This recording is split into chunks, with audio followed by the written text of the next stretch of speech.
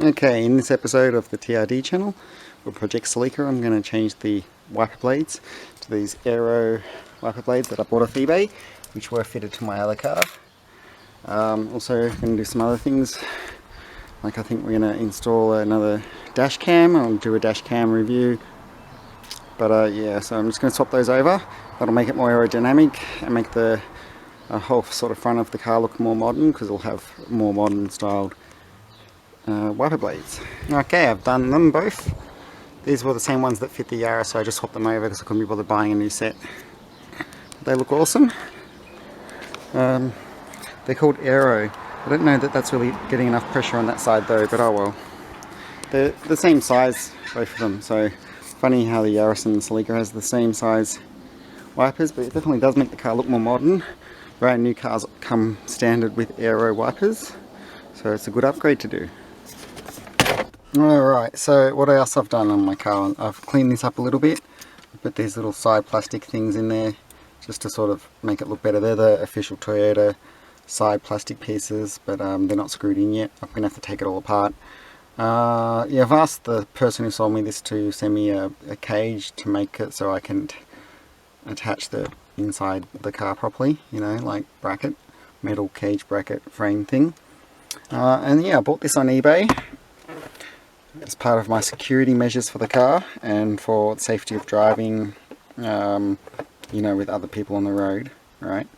It's a dash cam. I did already have this old dash cam, and if I turn my car on, as you can see, what happens is it goes on and it starts recording.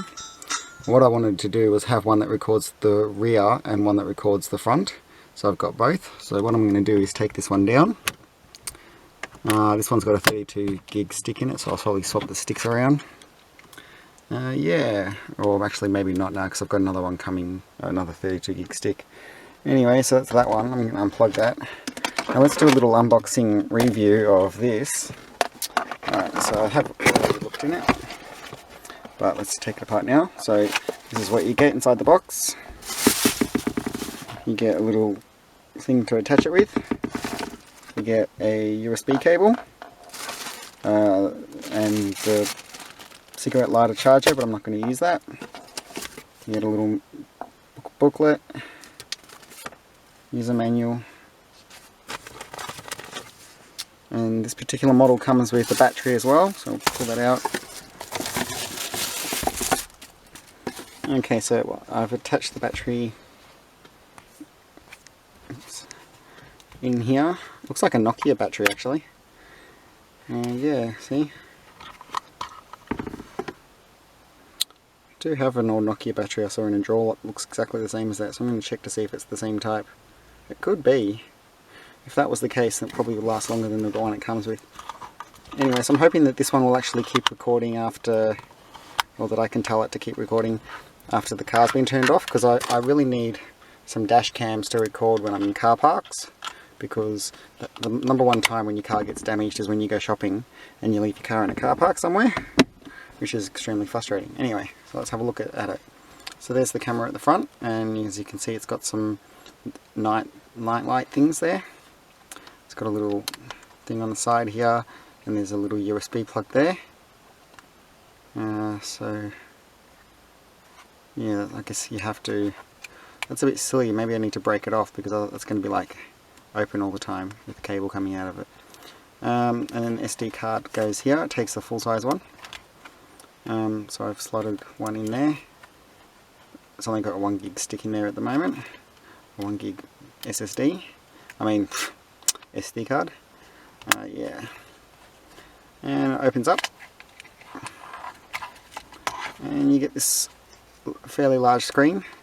There's a piece of plastic in the side there, I don't know why.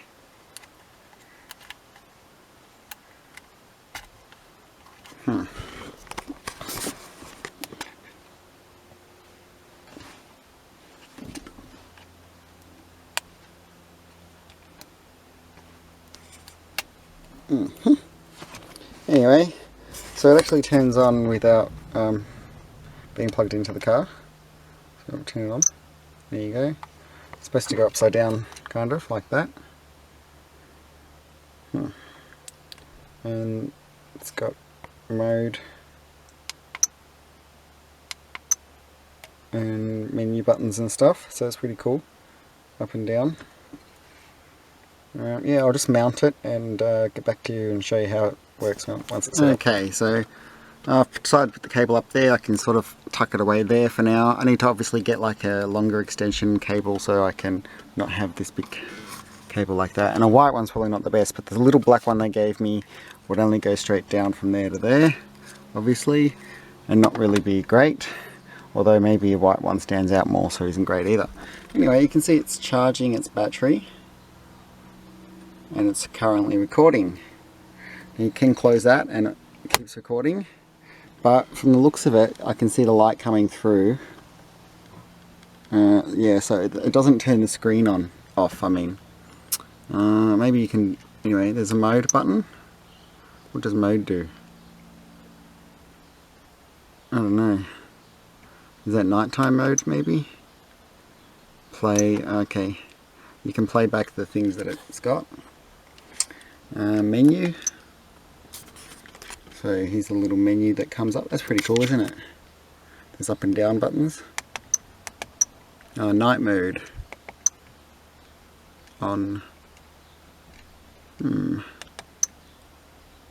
Okay, anyway. So that's alright. Yeah, so my car is on. Let's see if I start the car. It doesn't make any difference. But it's charging the battery, so if I then turn it off, and it's completely off at the moment, now it's running off the battery, which was flat, so it kind of needs to charge it. Whoa, so there you go. Doesn't really come with a great battery. But yeah, my light's on there, so it's charging. I've got it connected into the 2.1 amp for iPod port, which means it will charge faster. I don't know how long the battery will last to keep recording while in car parks, but yeah, that's a good feature. What I wanted to know actually is if I turn it off,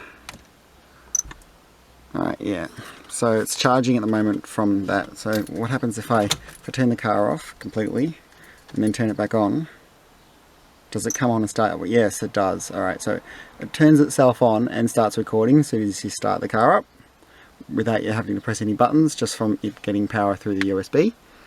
So that's good. And the fact that I can tuck this away here like that, and basically it's kind of hidden. Maybe I could mount it a little bit higher so it's kind of behind the rear vision mirror. That might be a good idea, but not sure. I think it's alright where it is. I don't know. Actually, wait, I might remount it a bit higher because I think it's kind of not really that great. You're not supposed to have things in your field of vision, so I might need to see. I forgot to test the wipers. The new wipers that I just installed, so let's do that. Yep, they seem to be working. It's even working over in that corner that I thought it might not work in. Yep, so that's great. The aftermarket Aero wipers work, and it's a really good upgrade. Alright, I've mounted it up a bit higher and to the left more. Or was it to the right before? I don't know. So that kind of gets in the way now, although you can just go like that. Anyway, I've tucked that cable up there. So it's up tucked in there. Yeah, anyway, so that's on and it's recording. And when I'm driving along, I'll close it like that so it's less of a distraction. It's got these little screw things up here that you can tighten. Yeah, so that means that, you know, then when you adjust it, it's not too floppy, except it is a little bit at the moment. Why is that? Okay. Damn it, I just made it. It all fell apart.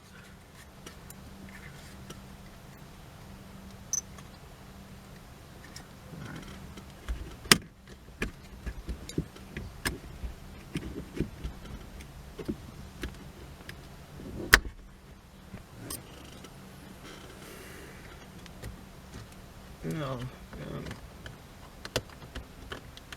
Come on. Okay.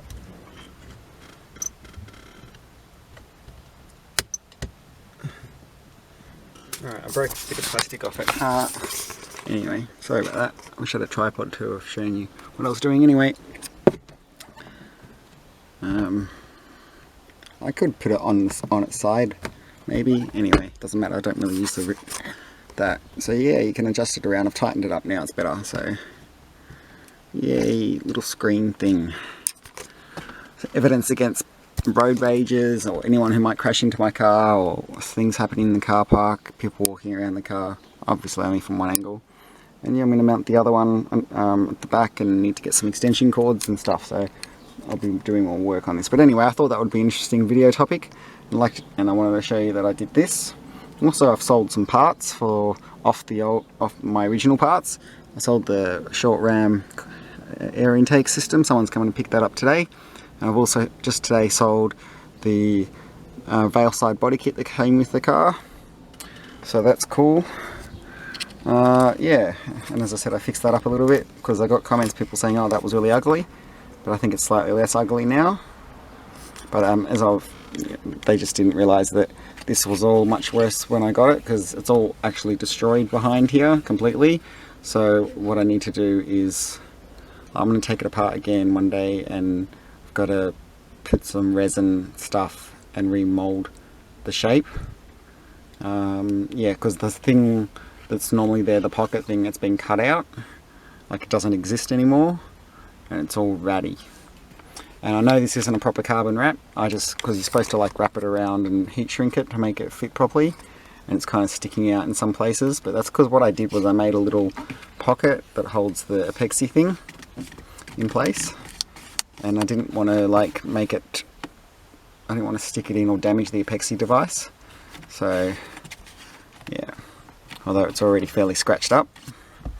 Anyway, yep, thanks for watching this video from the TRD Enthusiast channel. Oh, that's right, I changed the name of the channel to JDM TRD Projects or something like that. Hope that makes more sense to people. Yeah, and stay tuned for the next one. Please subscribe to my channel, that would be really great. Thanks for watching, see you later.